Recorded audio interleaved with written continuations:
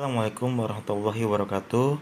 Berjumpa lagi dengan saya Efran Alamin, guru produktif teknik dan bisnis sepeda motor SMK Bina Karya Mandiri 2 Kota Bekasi. Kali ini saya akan membahas mata pelajaran listrik otomotif di kelas 12 TBSM dengan judul Sistem Penerangan Sepeda Motor Part ketiga. Langsung aja kita masuk ke materi tersebut. Sistem penerangan sepeda motor untuk penerangan luar terbagi ke 5. Sebelum kita bahas, pertama adalah lampu kepala, yang kedua adalah lampu sen. Perhatikan gambarnya. Lampu sen atau disebut juga indikator arah yang merupakan salah satu jenis pencahayaan, dan sen berguna sebagai penanda arah kendaraan saat berbelok. Dalam prosesnya, lampu sen dapat berkedip dibantu oleh flasher. Pengertian flasher sebagai pembantu dari lampu sen. Perhatikan gambarnya. Flasher adalah salah satu komponen kelistrikan kendaraan, termasuk di dalamnya motor. Fungsinya sebagai pengatur jeda kedipan lampu, dalam hal ini lampu sen.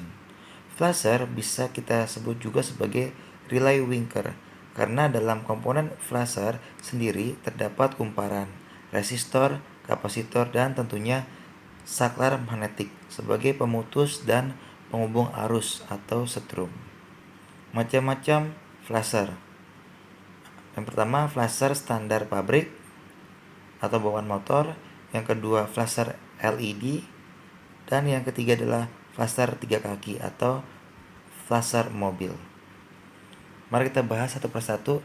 Yang pertama adalah flasher standar pabrik atau bawaan motor. Perhatikan gambarnya. Flasher standar pabrikan di dalamnya ada kumparan, resistor, kapasitor, dan saklar magnetik sebagai pemutus dan penghubung arus. Cara baca flasher ini mudah sekali. Tinggal lihat saja pada casingnya.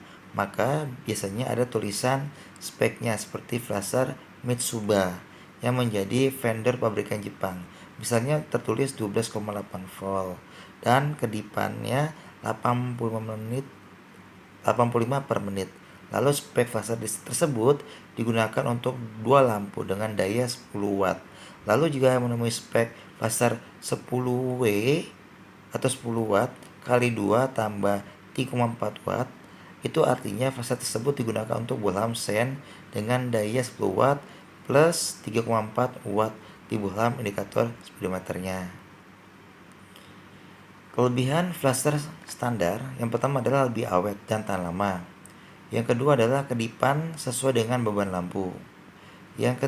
Terus kekurangannya flasher standar adalah satu, jika salah satu lampu ada yang putus, maka salah satu lampu sen tidak akan menyala. Misal yang putus kiri, maka yang tidak bisa berkedip kiri. Yang kedua, bobotnya lebih berat. Yang kedua adalah flasher LED. Perhatikan gambarnya. Flasher LED, flasher ini bisanya tidak lagi menggunakan kumparan dan saklar magnetik sebagai pemutus dan penghubung arus. Akan tetapi sesudah memakai rangkaian komponen elektronik yang ditanam pada papan PCB. Kelebihan flasher LED. 1. Biasanya ada komponen potentiometer untuk mengatur waktu kedipan. Jadi bisa disesuaikan tuh mau kedip sedang, cepat banget atau lambat. Kedua, bobotnya lebih ringan. Kekurangan flasher LED. 1. Jika beban lampu lebih besar, kedipan akan lebih cepat. Yang kedua, mudah rusak jikalau terkena air. Yang ketiga adalah jenis flasher 3 kaki atau flasher mobil. Perhatikan gambarnya. Flasher 3 kaki umumnya sering kita jumpai pada mobil. Kenapa dinamakan flasher 3 kaki? Ya, memang karena ada 3 kaki di mana ketiga kaki tersebut ada kaki L untuk beban lampu, kaki B untuk baterai arus positif, dan kaki E untuk ground atau massa atau arus negatif. Kelebihan flasher 3 kaki. Yang pertama adalah kedipan lampu sen tidak berpengaruh pada beban lampu yang biasa kita nilai dalam satuan watt. Jadi mau watt daya lampu berapapun, flasher tipe ini akan tetap berkedip. Kekurangan flash 3 kaki, susah dicari, harga lebih mahal. Penerangan lampu luar yang ketiga adalah lampu stop. Perhatikan gambarnya. Lampu stop sebagai pemberi informasi ke pengguna kendaraan motor di belakang bahwa di depan ada kendaraan. Ini berguna ketika gelap. Pada kondisi ini, pengemudi sering tidak menyadari bahwa di depan ada kendaraan. Melalui lampu stop, pengendara lain akan dapat mengetahui bahwa di depannya ada sebuah kendaraan. Lampu stop memiliki dua macam lampu. Yang pertama itu lampu tail, yang kedua lampu rem.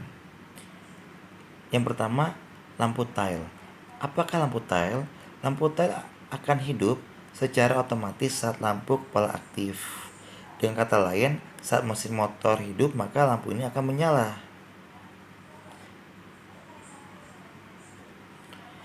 Yang kedua, lampu rem. Lampu rem bekerja ketika pengemudi menekan tuas rem.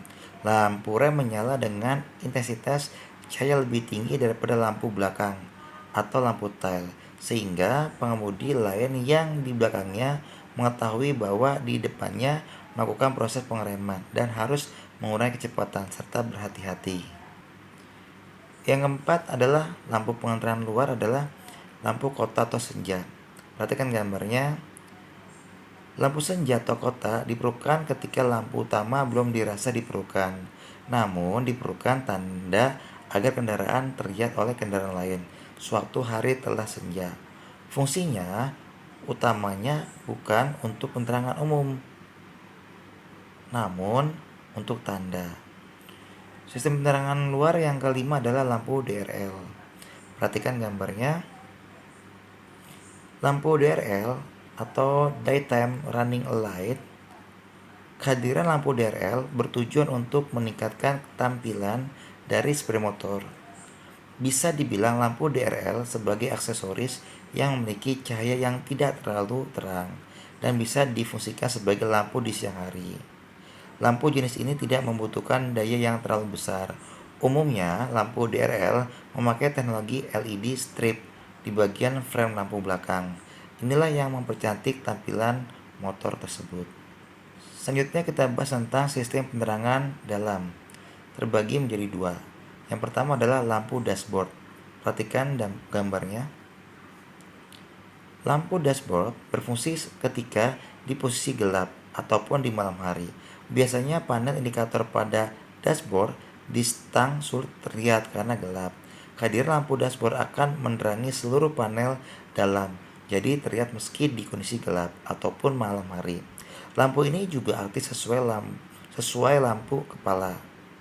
Sehingga ketika lampu kepala dinonaktifkan, maka lampu ini akan mati. Sebaliknya, lampu dashboard akan hidup saat lampu kepala diaktifkan. Yang kedua adalah pada sistem penerangan dalam lampu panel. Ini adalah gambar lampu panel, perhatikan gambarnya. Lampu meter atau instrumen panel berfungsi untuk menerangi meter-meter pada instrumen panel pada malam hari, sehingga pengemudi tersebut dapat membaca meter-meter dan gauge atau ukuran dengan mudah tanpa kesulitan yang diakibatkan karena tidak ada penerangan. Meter-meter tersebut antara lain yaitu RPM, speedometer, voltmeter, dan lain sebagainya.